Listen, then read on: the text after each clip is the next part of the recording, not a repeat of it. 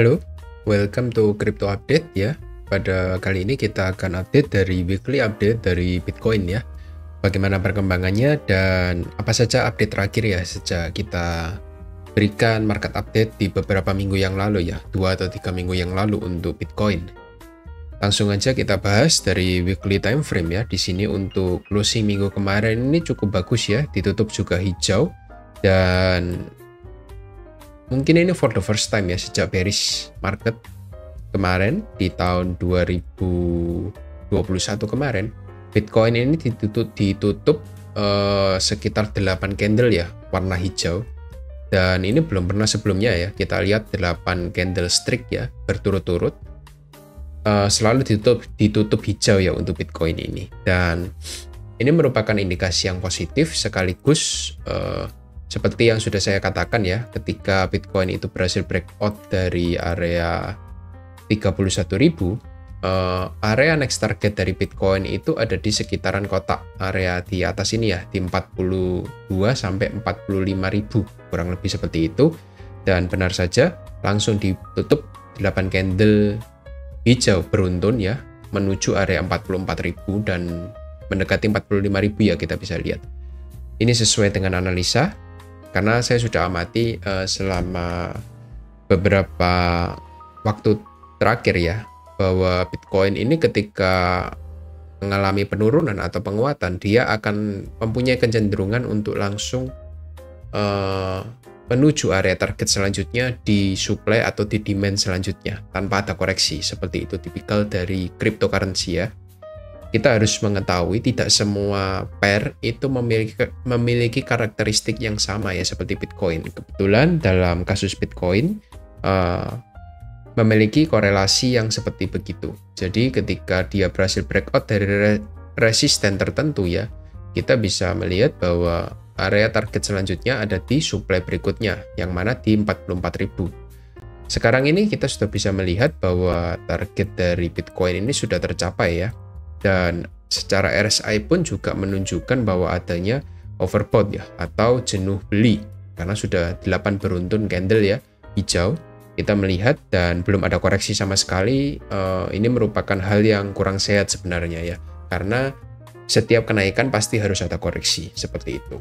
Kalau boleh saya tambahkan ya, selagi RSI ini juga mereset ya, atau turun dulu ya, atau calming down dulu ya ke bawah, kita akan mencari target koreksi dari weekly time frame ya. Setelah ini breakout, area koreksi selanjutnya setelah dia mencapai area supply-nya, kemungkinan dia bisa turun mungkin di 32.000 menurut saya sejauh-jauhnya, karena di sini ada area trend line yang saya tarik, dan ini sudah 2 kali di retest ya, 1, 2, dan ketika dia breakout dia belum pernah lagi meretest area trend line yang sudah saya gambarkan. Dan karena halving itu masih bulan April di tahun depan, maka kita harus berjaga-jaga juga ya. Kalau kita berkaca dari histori sebelumnya, ketika sebelum market halving itu ada koreksi besar ya, sebelum dia rally ke atas. Jadi kalau boleh saya gambarkan koreksi besarnya seperti ini ya. Ketika dia sebelum halving, dia sudah naik ke atas ini ya. Dari bottom ke atas dia naik 300%, tapi sebelum halving dia biasanya dibanting dulu sekitar berapa persen ini ya, dari atas ke bawah 70% gitu. Jadi biasanya ada koreksi yang cukup dalam, membuat para investor itu cukup panik ya. Jadi cukup paniknya itu seperti apa? Kalau saya lihat dari histori sebelumnya itu membuat orang itu skeptis ya akan kenaikan dari cryptocurrency. Jadi ketika big player itu mulai membawa satu market itu turun, biasanya para investor retail itu mulai kehilangan kepercayaan dirinya ya. Apalagi waktu di tahun 2020 kemarin ada peristiwa COVID ya. Jadi orang itu tidak berinvestasi di instrumen yang beresiko, malah dia cenderung untuk menarik uangnya ya, untuk mengamankan dirinya di dunia real ya, bukan di dunia trading seperti itu. Maka dari itu kita bisa lihat di tahun 2020 kemarin, dari top to bottom kita bisa lihat dia koreksi sekitar 70%. Ini cukup dalam ya. Tapi apakah pertanyaannya, apakah kejadian di 2020 kemarin akan terjadi sebelum halving, saya juga kurang tahu ya. Kalau kita coba ukur dari top ke bottom, ini cuma 30% sebenarnya menuju area trendline ini. Dan kalau boleh saya tambahkan dari swing yang terakhir di bawah ini, di 25.000, kalau dia koreksi mau ke situ, dari top to bottom itu juga tidak sampai 70%, cuma 40% kurang lebih. Jadi, kalau dia mau koreksi 70%, harus ada satu katalis yang sangat negatif yang membuat market itu panik ya. Kurang lebih kalau 70% itu, mungkin dia bisa jebol dari area 14 atau 15.000 ya. Menurut saya agak kecil kemungkinan kalau 70% ya. Kalau cuma boleh saya tambahkan satu Fibonacci di sini, kemungkinan yang paling make sense masuk akal itu sekitar di 618 ya koreksinya, di 23.000 kurang lebih. Sekitar 47% itu koreksi yang paling masuk akal menurut saya. Sekitar 47 sampai 43% kurang lebih seperti itu. Ini kita berkaca dari time frame weekly ya, untuk jangka waktu 1-3 bulan kurang lebih seperti itu. Tapi ini perlu ada katalis yang sangat negatif yang membuat market itu bisa panik ya. Jadi tidak bisa hanya katalis seperti tidak ada informasi atau tidak ada berita apapun dia bisa drop 40% menurut saya agak susah sih. Karena untuk fear and greed sekarang kita bisa lihat market cryptocurrency sedang dalam fase yang greed ya, atau orang-orang sedang FOMO atau fear of missing out untuk menyambut halving di tahun 2024 nanti seperti itu. Area koreksi yang paling make sense menurut saya di 32.000 ya.